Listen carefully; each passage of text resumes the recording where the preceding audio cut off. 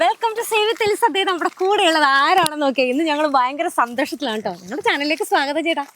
നമസ്കാരം, എല്ലാവർക്കും നമസ്കാരം.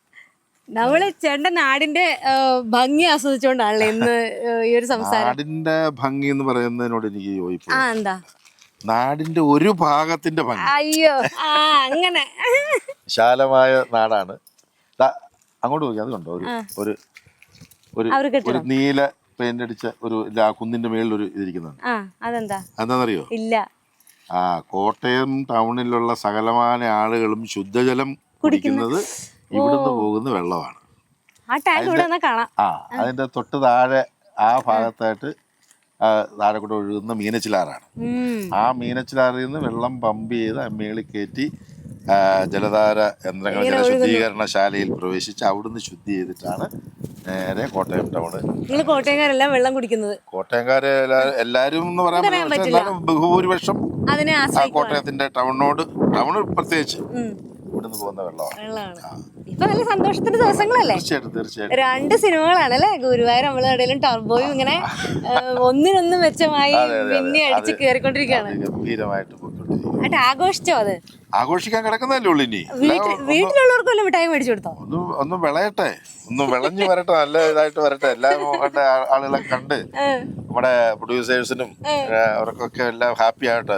ഹാപ്പി ആകുമ്പം അവരുടെ വിവിധ ആഘോഷമുണ്ട്, നമ്മുടെ പേഴ്സണൽ ആയിട്ടുള്ള ആഘോഷം വേറെ ഉണ്ട്.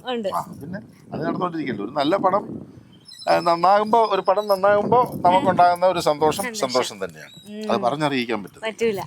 എല്ലാ പടവും നന്നാകണമെന്ന് ആഗ്രഹിച്ചാണ് നമ്മൾ ചെയ്യുന്നത്. പക്ഷെ എന്നാലും മോശം വരാത്ത രീതിയിൽ പ്രൊഡ്യൂസർ രക്ഷപ്പെട്ട് നിൽക്കണം. അത്രയെങ്കിലും മിനിമം ഒരു ഗ്യാരണ്ടി തരണേ എന്ന് ഈശ്വരനോട് പ്രാർത്ഥിക്കും. പിന്നെ എല്ലാം ഗംഭീരമായി മാറുന്നതും സൂപ്പർ ഹിറ്റുകളായി മാറുന്നതും ഒക്കെ ഓരോ നിയോഗമാണെന്ന് പറയാൻ പറ്റും. ഞാൻ കേട്ടിട്ടുണ്ട് രമേശ് ചേട്ടൻ ദൈവത്തോട് പരാതി പറയാത്ത ആളാണെന്ന്. ഞാൻ പരാതി പറയത്തില്ല. കാരണം എന്താ വെച്ചാൽ നമ്മളെല്ലാവരും വിശ്വസിക്കുന്ന ദൈവത്തിനെല്ലാം അറിയാം എന്നാണ് നമ്മൾ ധരിക്കുന്നത്. ഇനി അറിയാൻ മേലേലും അദ്ദേഹത്തിന് അറിയാമെന്ന് തന്നെ ഞാൻ പറയും. കാരണം അദ്ദേഹം അറിയാത്തതായി ഒന്നും ഇല്ല എന്ന് വിശ്വസിക്കുന്നതാണ് എളുപ്പം. അല്ലെങ്കിൽ നമ്മൾ എപ്പോഴും എല്ലാത്തിനും അദ്ദേഹത്തെ ഇങ്ങനെ ബുദ്ധിമുട്ടിച്ചുകൊണ്ടിരിക്കുന്നു. ഇപ്പം എനിക്ക് നമ്മളിപ്പം ചില ആളുകൾ ഒരു ഇച്ചിരി സ്വസ്ഥതയ്ക്ക് വേണ്ടി എവിടെയെങ്കിലും പോയി ഇരിക്കാതിരിക്കും. അപ്പം അന്നേരം ഇങ്ങനെ കിള്ളി അവരെ ശല്യപ്പെടുത്തിക്കൊണ്ടിരുന്നു കഴിഞ്ഞാൽ അവർക്ക് സന്തോഷത്തോടെ വെറുപ്പായിരിക്കും നമ്മളോട് പോകുന്നത്. ശല്യമൊന്നും ഇറങ്ങി പോടാ വെളിയിൽ എന്ന് ചിലപ്പോൾ പറഞ്ഞിരിക്കും. എന്തിനാ അങ്ങനെ പറയിപ്പിക്കുന്നത്? എന്തിനാ? നമ്മളറിയാമല്ലോ. ഒരു പ്രാവശ്യം എന്ന് പറഞ്ഞു, 2 പ്രാവശ്യം പറഞ്ഞുകൊണ്ടിരിക്കുക. പിന്നെ നമ്മൾ പരിഭവവും പരാതിയും പറയാതിരിക്കുക. അപ്പൊ അതിന് കുറച്ചുകൂടി അവൻ ഇത്ര നാളായിട്ടും പറയുന്നല്ല ഒരു പരാതി ഒരു പരിഭവം ഇല്ലാത്ത ചില ഭാര്യ ഭർത്താക്കന്മാരുണ്ട്. അവരെങ്ങനെയാന്ന് വെച്ച് കഴിഞ്ഞാല് ജീവിതത്തില് ഈ ഭാര്യ ഒരു പരാതിയും പറയാത്ത ഒരു ഭാര്യയായിരിക്കും. ഈ ഭർത്താവ് എപ്പോഴും അവരെ കുറ്റപ്പെടുത്തിക്കൊണ്ടിരിക്കുകയോ അല്ലെ എന്തെങ്കിലുമൊക്കെ പറഞ്ഞ് ഇങ്ങനെ പറഞ്ഞുകൊണ്ടിരിക്കുകയും ചെയ്യും. പക്ഷെ അതിനൊന്നും ഈ ഭാര്യ റെസ്പോണ്ട് ചെയ്യത്തില്ല. അങ്ങനെ അവർ കേട്ട പാവം, ചിലർ കേൾക്കാത്ത പാവം, ഇങ്ങനെയൊക്കെ അങ്ങ് പോകും. അപ്പൊ എന്നെങ്കിലും ഒരിക്കൽ ഈ ഭർത്താവിന് തോന്നും, ചേടാ ഇത്രയും കാലം ഞാൻ അവളെ ഇട്ട് വിരട്ടുകയും ഇതൊക്കെ ആയിട്ട് ചെയ്തിട്ട് അവൾ ഇന്ന് വരെ എന്നോടൊരു തിരിച്ചൊരു മറുപടിയും അങ്ങനെ ഒന്നും പറയുകയോ ദേഷ്യപ്പെടുകയോ പോലും ചെയ്തിട്ടില്ല. അവളൊരു പാവമാണല്ലോ എന്ന് ഈ ഭർത്താവിന് തോന്നുന്നു. അന്ന് മുതൽ അവരുടെ ജീവിതം വളരെ സന്തോഷമായി അല്ലേ? അന്നാണ് ആയിരിക്കും ആ ഭാര്യ തിരിച്ചറിയുന്നത്. അപ്പൊ അത് തിരിച്ചറിയാൻ കഴിയാത്തവർ എന്നിട്ട് ജീവിതത്തിൽ മരണം വരെ മനസ്സിലാക്കിയില്ലെങ്കിൽ അയാൾക്ക് വേറെ എന്തോ കുഴപ്പമുണ്ടായിരുന്നു മനസ്സിലാക്കി എന്നാണ് ഞാൻ മനസ്സിലാക്കുന്നത്. നല്ല ഒരു മനസാക്ഷിയുള്ള ഒരാൾ, ഒരു മനുഷ്യനെ ആയിരിക്കത്തില്ല. മനുഷ്യനാണെങ്കിൽ ഈ പറഞ്ഞ തിരിച്ചറിവ് എന്നെങ്കിലും തിരിച്ചറിയും. അങ്ങനെ അല്ല എന്ന് ഞാൻ ബാക്കി തീർന്നില്ല എന്ന് പറയുന്ന പോലെ ഈശ്വരൻ എന്ന് പറയുന്നത് വലിയ അറിവും കാര്യങ്ങളുള്ള ഒരു മനുഷ്യനാണെന്ന് കൂട്ടിക്കോ. എന്നെങ്കിലും തിരിച്ചറിയാതിരിക്കുമോ? ഈ മനുഷ്യന്റെ മനസ്സ് അതൊന്ന് തിരിച്ചറിയാ മതി. അല്ല ഇന്ന് തന്നെ ഇപ്പൊ തിരിച്ചറിയിപ്പിച്ചിട്ടേ ഞാൻ പോവുള്ളൂ ഇവിടുന്ന് എന്ന് പറഞ്ഞാണ് അമ്പലത്തിന്റെ വാതിക്കല പള്ളിയുടെ വാതിക്കല പോയി നിൽക്കാൻ പറ്റും. അതാണ് നമ്മുടെ ഒരു പോളിസി അല്ലേ? അതാണ് നമ്മുടെ പോളിസി. രമേശ് ചേട്ടനെ കണ്ടാൽ ഉടനെ ആളുകൾ ചോദിക്കുന്ന അല്ലെങ്കിൽ ആളുകൾക്ക് അറിയേണ്ട ഒരു വിശേഷം എന്ന് പറഞ്ഞാൽ എന്തായിരിക്കും?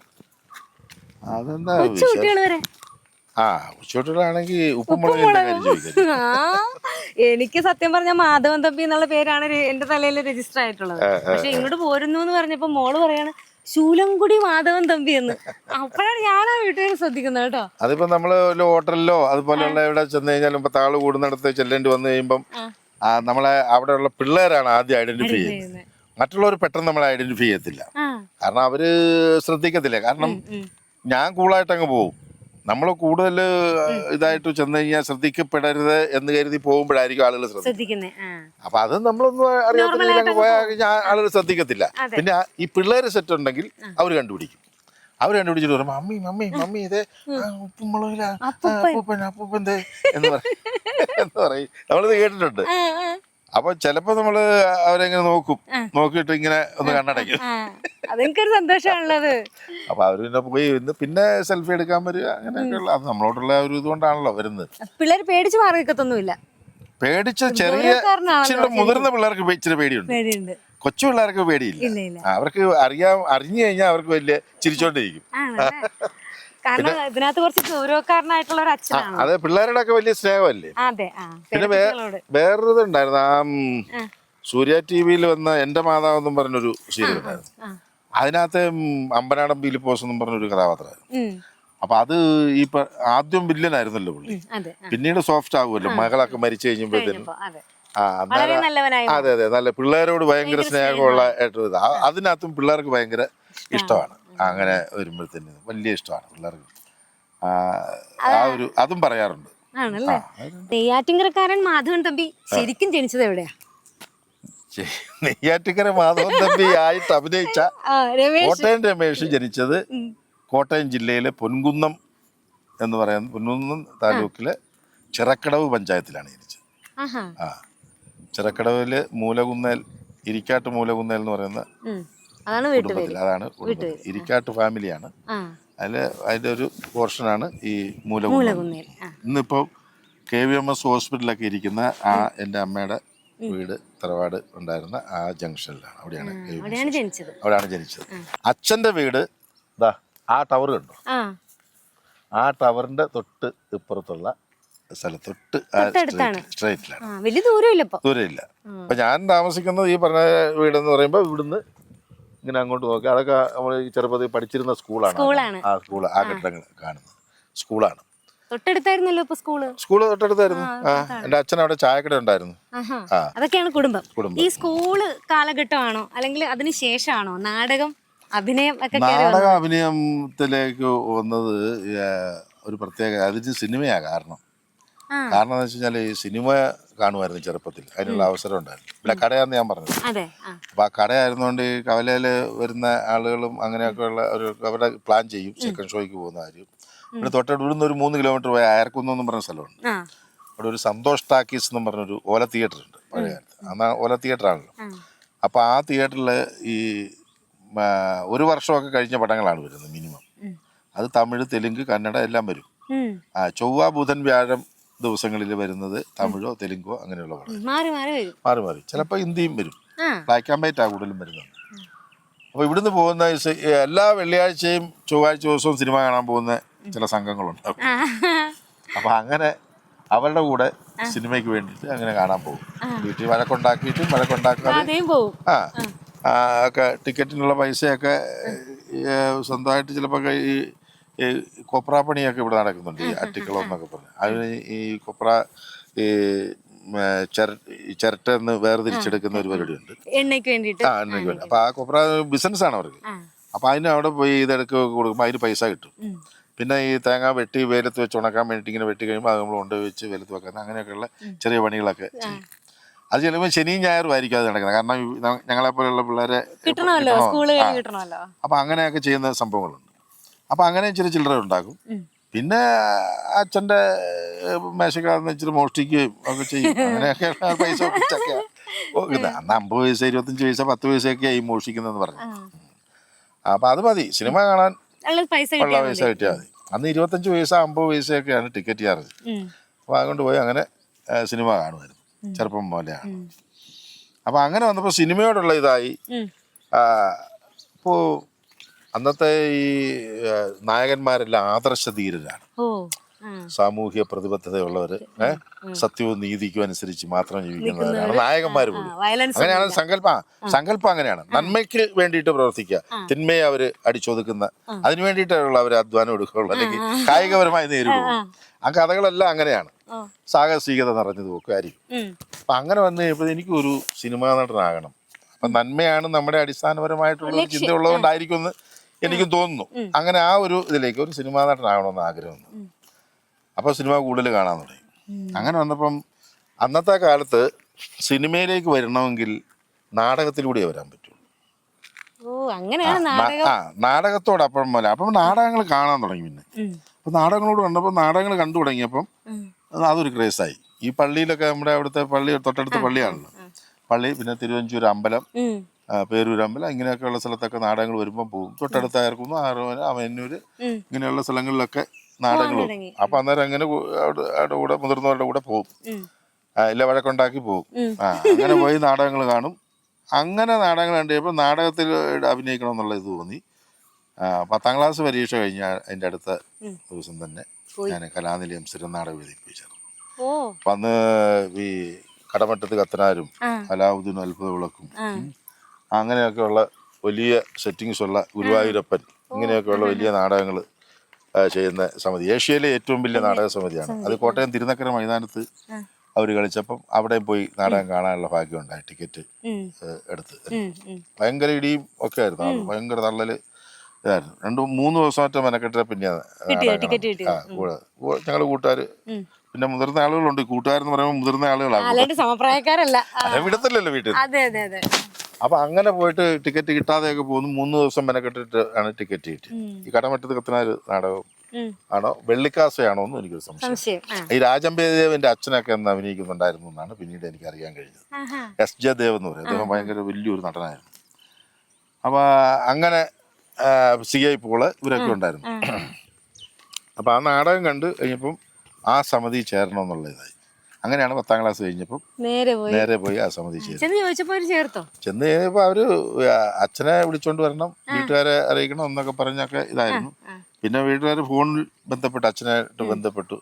അങ്ങനെ ഫോണിലൂടെ കൃഷ്ണനായർ സാറ് സംസാരിച്ചു കഴിഞ്ഞാണ് കലാനിലയത്തിലേക്ക് അങ്ങനെ പിന്നെ പഠിക്കാനൊന്നും പോയില്ല, പിന്നെ നാടകമായിട്ട് ഇതായിരുന്നു. അങ്ങനെ 80 കാലഘട്ടങ്ങളിലായപ്പോഴത്തേനും കൃഷ്ണനായർ സാർ മരിച്ച് കലാനിലയം നിന്നുപോയി.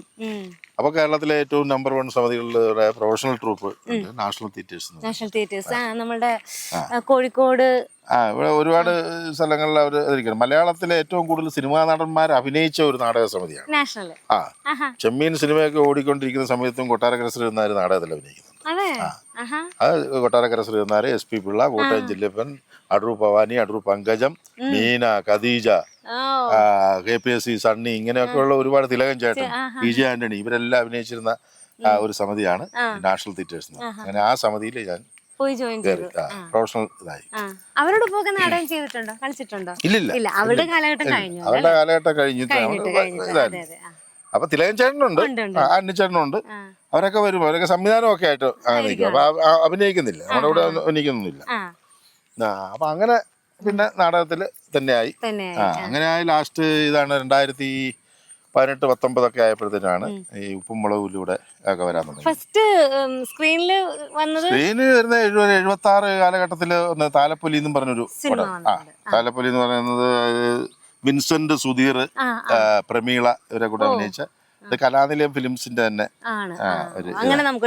അങ്ങനെ അവിടെ ഒരു ചെറിയ വേഷം കിട്ടി. M. കൃഷ്ണനായർ സാറിന്റെ ആ പടത്തിലൂടെയാണ് സിനിമയിലെ മുഖം കാണിക്കുന്നത്.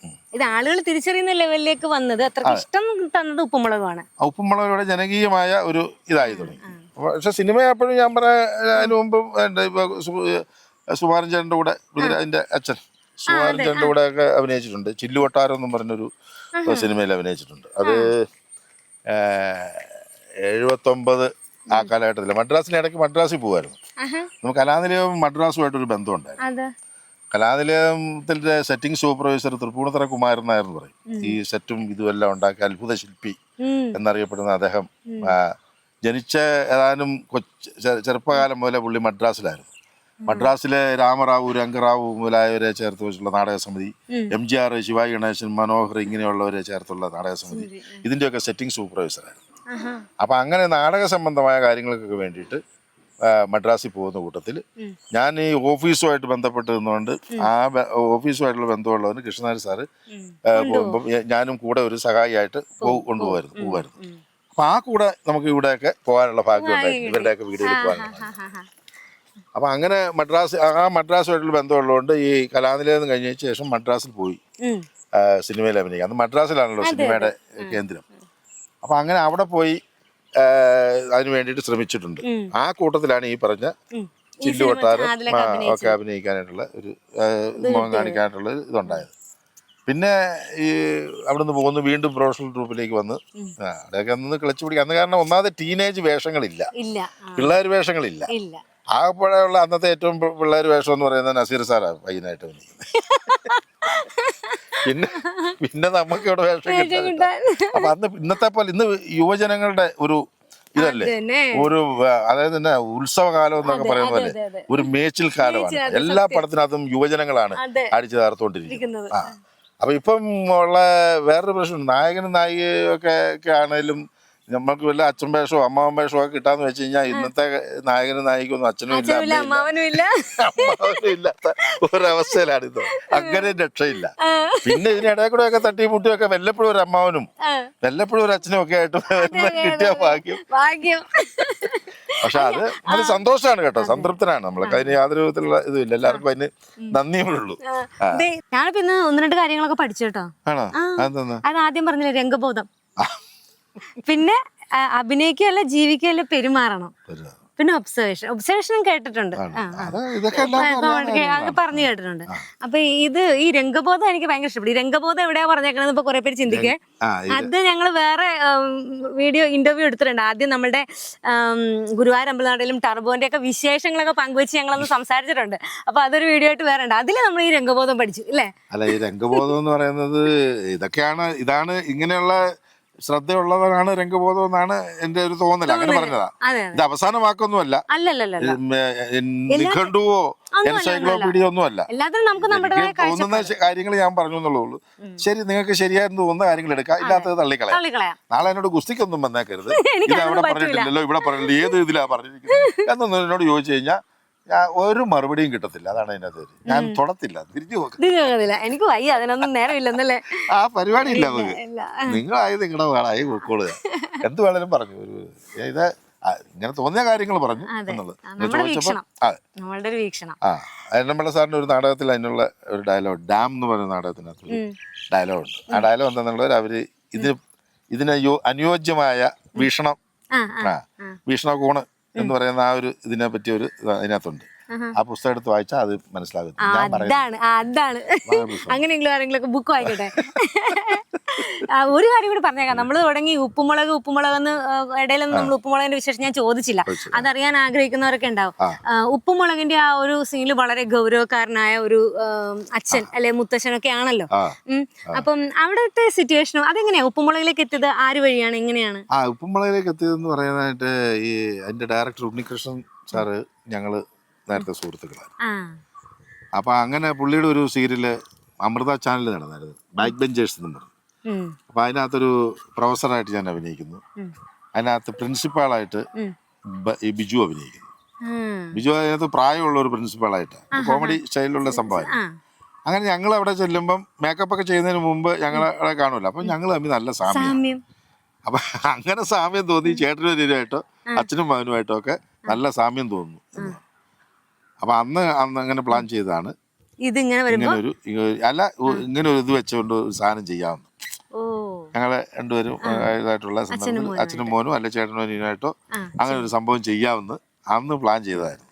അങ്ങനെ വന്നപ്പോഴാണ് ഈ ഉപ്പും മുളകും വരുന്നത്. അപ്പം ബാലു പിന്നെ ഒരു അച്ഛൻ വേണമെന്നും ഒക്കെ ഉണ്ടായപ്പോഴാണ് ഇന്ന ആള് എന്നുള്ള രീതി. അപ്പോൾ ബിജുവും പറഞ്ഞു നമുക്ക് രമേശ് ചേട്ടനെ വിളിക്കാം എന്ന് പറഞ്ഞു. അപ്പം പുള്ളി ഒക്കെ എന്നുള്ള രീതി പറഞ്ഞു. അങ്ങനെയാണ് ഇതാ. പക്ഷെ അത് കുറെ കാലം, കുറെ എപ്പിസോഡുകൾ 100-150 എപ്പിസോഡ് 200 അല്ല അതിൽ കൂടുതലായിട്ടുണ്ട്. അത്ര എപ്പിസോഡ് കഴിഞ്ഞതിന് ശേഷമാണ് ഞാൻ വരുന്നത്. അപ്പൊ എനിക്ക് നാടകം ഉണ്ടായിരുന്നു. അപ്പൊ ഞാൻ അന്നേരം എഴുത്തച്ഛൻ നാടകങ്ങൾ വെച്ചുകൊണ്ടിരിക്കുക. എഴുത്തച്ഛനും സൗവർണികയിലും അക്ഷരജ്വാലയിലും അക്ഷരകലയിലും ഒക്കെ ആയിരുന്നു തിരുവനന്തപുരം. എഴുത്തച്ഛൻ നാടകവും ഒക്കെ കളിച്ചുകൊണ്ടിരിക്കുന്ന സമയമായിരുന്നു. അപ്പം അത് കളി കൂടുതൽ ഇങ്ങനെ വന്നുകൊണ്ട് ഈ സൗവർണികയുടെ ഇത് അങ്ങനെ ആ 1-2 വർഷം അടുപ്പിച്ച് അങ്ങനെ അങ്ങ് നീണ്ടു പോയി.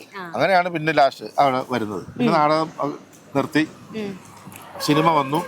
അപ്പോൾ സിനിമയും ഒക്കെയായിട്ട് പിന്നെ സിനിമയുടെ തിരക്കായി. പിന്നെ സിനിമയുടെ തിരക്ക് അയ്യപ്പനും കോശിയും റിലീസായി. അത് കഴിഞ്ഞ് പിന്നെ തിരിഞ്ഞു നോക്കേണ്ടി വന്നിട്ടില്ല. നമ്മൾ പറയും തിരിഞ്ഞു നോക്കേണ്ടി, അത് കള്ളത്തരമല്ലേ സത്യത്തിൽ. തിരിഞ്ഞു നോക്കേണ്ടി വരാതെ തിരിഞ്ഞു നോക്കാതെ നമുക്ക് ജീവിക്കാൻ പറ്റുമോ? നമ്മളെങ്ങനെ തിരിഞ്ഞു നോക്കണ്ട, പുറകെ കൂടെ ആരെങ്കിലും തല്ലാൻ വന്നാൽ നമ്മൾ അറിയും. തിരിഞ്ഞു നോക്കിക്കൊണ്ട് തന്നെ നമ്മളിപ്പോൾ സിനിമയിൽ എന്ന് പറഞ്ഞാൽ അതിന്റെ സാരം നമ്മൾ എടുക്കുക. മുന്നോട്ട് തന്നെ എപ്പോഴും ഒരു പടത്തിൽ നിന്ന് മറ്റൊരു പടത്തിലേക്ക് പോയിക്കൊണ്ടിരിക്കുന്നു. അതിനുശേഷം 10-70 പടം ഇപ്പം മൊത്തം 10-70 പടം വരാനുള്ളത്. റിലീസിന് അടുത്തേതെങ്കിലും വരാനുണ്ടോ? റിലീസിന് അടുത്തുള്ള വന്ന ഇപ്പൊ റിലീസായ പടത്തിന്റെ ആളുകൾക്ക് പടക്കം വല്ലതും തോന്നുന്നു.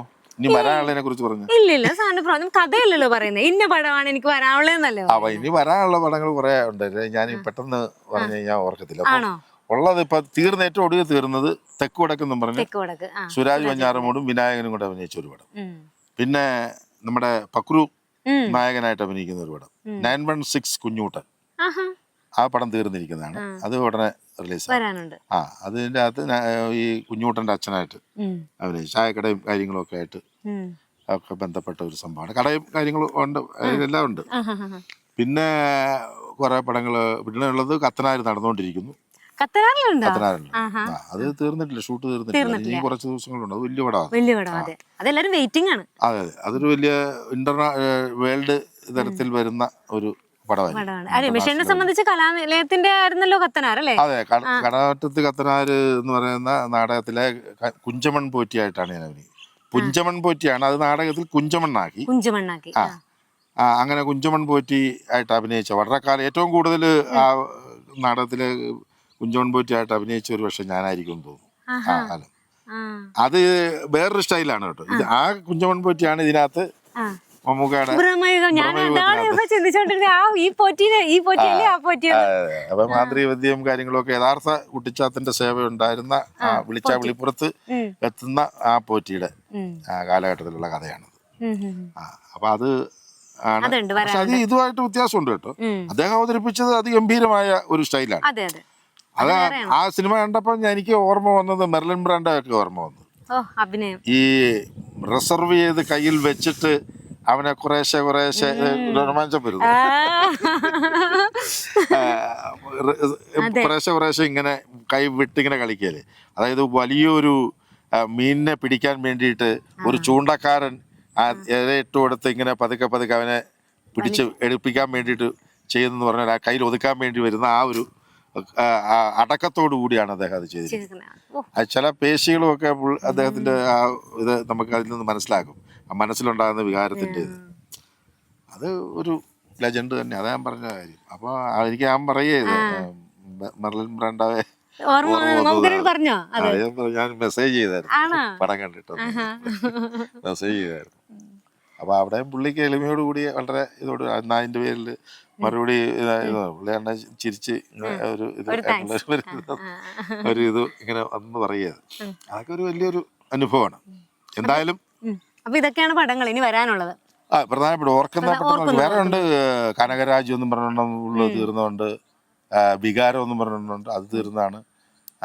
പിന്നെ വേറെ ഏതാ അങ്ങനെ വേറെ കുറെ പടങ്ങളുണ്ട്. സിനിമയിൽ ഇത്രയും ചേർത്ത് നിർത്താനായിട്ട് ഇടവന്ന നമ്മുടെ സച്ചി സാറാണ്. സച്ചി സാറിനെ പറയാണ്ട് നമുക്ക് അത് രാഷ്ട്രീയം ഇതിന്റെ എല്ലാം ചെന്ന് എത്തുന്നത് അവിടേക്കാണ്. അതാണ് നമ്മുടെ ഈ പല നദികൾ ചേർന്ന് കടലിൽ ചെന്ന് ചേരുന്നെന്ന് പറഞ്ഞ പോലെ ചെല്ലുന്ന അതാ സമുദ്രമാണ്. ആ ഇതിലേക്ക് തന്നെയാണ് ചെന്ന്. അദ്ദേഹം ഇല്ലെങ്കിൽ ഞാനില്ല സിനിമയിൽ. അതായത് ദൈവദൂതനെ പോലെ പറഞ്ഞു വിട്ട് എനിക്ക് വേണ്ടി വിട്ടെന്ന് ഞാൻ വിശ്വസിക്കുന്നു. മറ്റുള്ളവർക്കും വിശ്വസിക്കാതെ അവർക്ക് വേണ്ടി വിട്ടതെന്ന്. അപ്പൊ എനിക്ക് വേണ്ടി സച്ചി സാറിനെ വിട്ട അതാണ്. ഈ അനാർക്കലി ചെയ്തതിനു ശേഷം 4 വർഷം കാത്തിരുന്നിട്ടാണ് അദ്ദേഹം സിനിമ ചെയ്തത്. ഈ സിനിമ ഒരു അതിനു മുമ്പ് പോലെ അദ്ദേഹത്തിന്റെ മനസ്സിലുണ്ടായിരുന്നു. അപ്പൊ അങ്ങനെയാണെങ്കിൽ ഒരു 2 വർഷം മുമ്പ് ചെയ്തിരുന്നതിൽ എന്നെ കിട്ടത്തില്ല, എനിക്ക് പറ്റത്തില്ല. അവിടെയാണ് അതിനകത്ത് പോയിന്റ്. അപ്പൊ ഈ 4 വർഷം വന്നതും സച്ചി സാർ ഇത് ചെയ്യാനായിട്ട് തീരുമാനിച്ചതും ഇതെല്ലാം നിമിത്തമാണ്. അത് ആ ഒരു ഇതിന് വേണ്ടിയിട്ടാണ്. അത് ഓർക്കുമ്പം നമ്മുടെ എല്ലാ ഇതും ഇതാകും. അദ്ദേഹത്തെ പോലെ ഒരു വലിയ മനുഷ്യശ്രീ എന്നേ പറയുന്നുണ്ട്. കലാകാരൻ എന്ന് പറഞ്ഞാൽ അതാണ്. നമ്മൾ 66 ദിവസം ഉണ്ടായിരുന്നു അയ്യപ്പനും കോശിയിലും കോശിയിലും. ഷൂട്ടിങ്. അത് ആ സ്ക്രിപ്റ്റൊക്കെ എത്ര പക്കായിരുന്നു, ഒരു ഒറ്റ അക്ഷരം പോലും തിരുത്തുകയോ വെട്ടുകയോ ചെയ്യേണ്ടി വന്നിട്ടില്ല. അതുപോലെ കണ്ടിന്യൂ ആയിട്ടാണ് ഇത്രയും ദിവസം ഷൂട്ട് ചെയ്തത്. ഒറ്റ ഷെഡ്യൂളിൽ പോയ ആണോ? സിനിമയാണ്. ആഹാ. അപ്പം അത്ര പ്ലാൻഡ് ആയിരുന്നു, അത്ര പക്കായിരുന്നു അദ്ദേഹത്തിൻ്റെ സ്ക്രീൻ പ്ലേയും കാര്യം, ഡയറക്ഷൻ്റെ. അത് ഈ പറഞ്ഞ പോലെ അതിൻ്റെ ശക്തന്മാരായ നല്ല മിടുമിടുക്കന്മാരായ ADs ആയിരുന്നു എൻ്റെ കൂടെ. അതൊക്കെ പിന്നെ ആർട്ടിസ്റ്റുകളും അതുപോലെയുള്ള എല്ലാത്തിനും ചേരുന്ന ആർട്ടിസ്റ്റുകളാണ്. അതെ അതെ അതെ അതെ. അപ്പം അതൊക്കെ കൊണ്ട് അതൊരു വലിയ വിജയമായി വിജയമായി. നമ്മുടെ ജീവിതത്തിലും അതൊരു നെടുന്തൂണായി മാറി. തീർച്ചയായിട്ടും അടിസ്ഥാനമായി നമ്മുടെ ഫൗണ്ടേഷനറായി, സിനിമയിലെ ഫൗണ്ടേഷനറായി എന്ന് പറയും.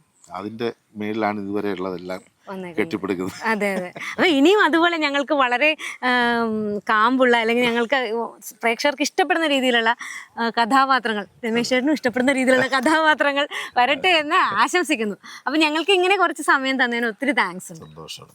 എല്ലാ വിജയാശംസകളും നിങ്ങളോടും ജനങ്ങളോടും ഒക്കെ പ്രേക്ഷകരോടും ഒക്കെ പറയാൻ ഭാഗ്യം സിദ്ധിച്ചു തന്നെ ഈശ്വരന് നന്ദി പറയുന്നു. ഒപ്പം നിങ്ങളോടും നന്ദി പറയുന്നു. നന്ദി. നമസ്കാരം.